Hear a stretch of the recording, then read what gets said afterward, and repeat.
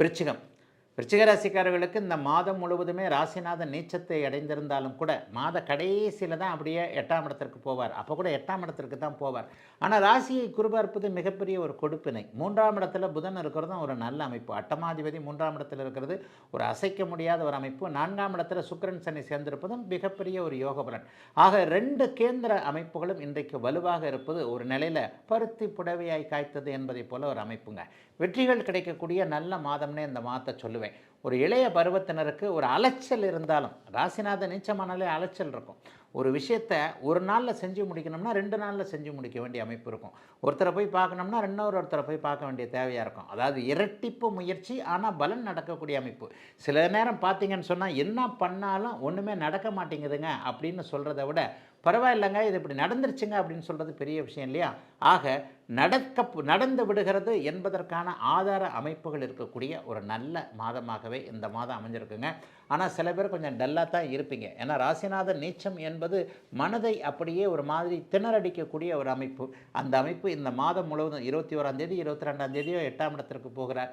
அந்த 8ஆம் இடத்திற்கு போனாலும் அவர் அட்டமாதிபதியோடைய வீட்டில் பெரிய அளவில் இருக்க மாட்டார். ஆனால் ராசி சுபத்துவமாக இருப்பதால் எண்ணங்கள் தெளிவாக நல்ல விதமாக இருக்கக்கூடிய தன்மை. வேலை தொழில் மாற்றம் 8ஆம் இடத்திற்கு போகும்போது மாறுங்க. ஏதாவது வேலையில் ஒரு பிரச்சனைகள் வரும். வேலையில் பிரச்சனைகள் வர்றதுனால நம்மளே வேலையை விட்டுறலாமான்ற எண்ணங்கள்லாம் வரும். ஆனால் வேலையை விட்டுட்டிங்கன்னா கூட பெரிய பிரச்சனைகள்லாம் வராதுங்க. அப்படிப்பட்ட கஷ்ட காலத்தெல்லாம் விருச்சிக ராசிக்காரங்க தாண்டிட்டீங்க. ஒரு வேலை மாற்றம் ஏற்பட்டாலோ ஒரு தொழில் மாற்றம் ஏற்பட்டாலோ முன்னை விட நல்ல வேலை இந்த ஒரு 2 வாரத்திலேயே கிடைக்கிற மாதிரியான, இந்த மாதத்திலேயே வேலை போச்சு, இந்த மாத கடைசியிலேயே வேலை கிடைச்சிருச்சு என்கின்ற மாதிரியான அமைப்புகள் தான் உண்டு. பணவரவு, எதிர்பாராத பணவரவு உண்டு. ராசிநாதன் 8ஆம் இடத்திற்கு போகும்போது யார் நமக்கு ஹெல்ப் பண்ண மாட்டாங்கன்னு நினைக்கிறீங்களோ அவங்க ஹெல்ப் பண்ணக்கூடிய அமைப்புகள் உண்டு. எதிர்பாராத தனவரவும் கண்டிப்பாக இருக்கும். ஆகவே பெரிய அளவில் கஷ்டங்கள் எதுவும் இல்லாத ஒரு நல்ல மாதமாகவே இந்த மாதம் கண்டிப்பாக விருச்சிக ராசிக்காரர்களுக்கு இருக்குங்க. பெண்களுக்கு கொஞ்சம் சிறப்பு அமைப்புகள் இப்போது உண்டுன்னு சொல்லுவேன். கணவர், குழந்தைகள் அல்லது காதலன் காதலி உறவுகள் நன்றாக இருக்கும். அம்மா அப்பா எல்லாருடைய ஹெல்த்து நல்லா இருக்கும்.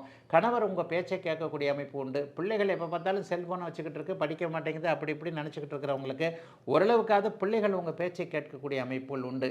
3ஆம் இடம் வலுவாக இருக்கிறதுனால ஒரு புதிய நட்போ புதிய அறிமுகமோ இப்போது, ஏன்னா குரு பகவான் 3ஆம் இடத்தை பார்க்குறார். அங்கே அட்டமாதிபதியாகி புதனும் இருக்கிறார். இந்த அமைப்பு ஒரு புதிய நட்போ புதிய உறவோ வரக்கூடிய அமைப்புகளின் மூலமாக உங்களுக்கு நல்லவைகள் நடக்கக்கூடிய அமைப்பு உண்டு.